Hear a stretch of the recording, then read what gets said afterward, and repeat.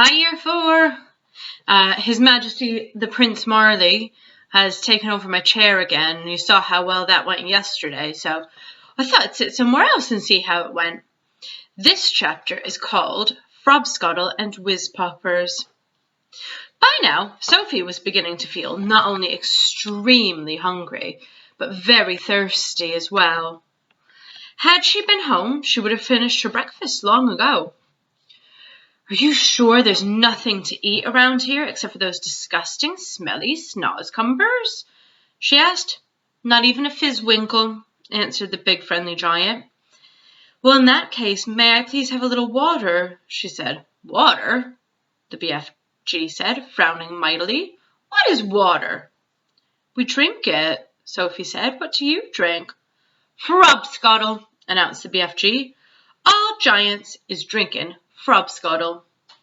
Is it as nasty as snozcumbers? Sophie asked. Nasty? Cried the BFG. Never is it nasty. Frobscottle is sweet and jumbly. He got up from his chair and went to a second huge cupboard. He opened it and took out a large glass bottle that must have been 6 feet tall. The liquid inside was pale green and the bottle was half full. Here is Frobscottle, he cried, holding the bottle up proud and high as though it contained some kind of rare wine. Delumptious fizzy Frobscottle, he shouted. He gave it a shake and the green stuff began to fizz like mad. But look, Sophie said, it's fizzing the wrong way. And indeed it was. The bubbles, instead of travelling upward and bursting at the surface, were shooting downward and bursting at the bottom. A pale, green, frothy fizz was forming at the bottom of the bottle. What on earth is you mean in the wrong way? Asked the BFG.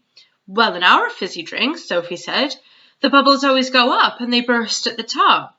Upwards is the wrong way, cried the BFG. You mustn't ever be drinking thing with bubbles going upwards. That is the most flush-bunking rubbish I has ever hearin. Why do you say that? Sophie asked. You is asking me why? Cried the BFG, waving the enormous bottle around as though he were conducting an orchestra. You is actually meaning to tell me that you cannot see why it is a big, scrotty mistake to have the bubbles flying up instead of down? You said it was flush-bunking, and now you're saying it's scrotty. Which is it? Sophie asked politely. Both, cried the BFG. It is a flush-bunking and a scrotty mistake to let the bubbles go upwards. And if you cannot see why, you must be as quacky as a duck-hound. By Ringo, your head must be so full of frog-swinkers and buzz-wrangles, I is fister to know if you can even think at all. Why shouldn't the bubbles go upward? Sophie asked. I will explain, the BFG said. But first, you must be telling me what you is calling your Frobscottle by. One is Coke, Sophie said. Another is Pepsi. There's lots of them. And the bubbles is all going up. They all go up, Sophie said. Catastrophe, cried the BFG. Upgoing bubbles is a catastrophic disastrophe. Will you please tell me why? Sophie said. If you will listen carefully, I will try to explain, said the BFG. But your brain is so full of bug whiffles, I will doubt that you is even understanding. I shall do my best, Sophie said patiently. Very well, then. When you is drinking this cokey drink of yours, said the BFG, is it going straight down into your tummy? Is that right or left? It's right, Sophie said. And the bubbles is also going down into your tummy, right or left? Right again, Sophie said. And the bubbles is fizzing upward. Of course, Sophie said. Which means that they will come swish-whiffling out your throat and out your mouth and make a foulsome, belchy burp. That's often true, Sophie said. But what's wrong with a little burp now and then? It's sort of fun. Burping is filthsome, the BFG said. Us giants is never doing it. But with your drink, Sophie said. I'm sorry, what did you call it? Frobscottle, said the BFG. With Frobscottle, Sophie said, the bubbles will go downward and have a far nastier result. Why nasty? Said the BFG, frowning. Well, Because, Sophie said, blushing a little, if they go down instead of up, they'll be coming out somewhere else with an even louder and ruder noise. A Wizzpopper, cried the BFG, beaming at her. Us giants is making Wizzpoppers all the time. Wizzpopping is a sign of happiness. It is music in our ears. You surely is not telling me that a little whiz-popping is forbidden among human beings. Well, it's considered extremely rude, Sophie said. But you is whiz-popping, is you not, now and again? Asked the BFG. Well, everyone is whiz-popping, if that's what you call it, Sophie said. Kings and queens are whiz-popping. Presidents are whiz-popping. Glamorous film stars are whiz-popping. Little babies are whiz-popping. But where I come from, it's not polite to talk about it.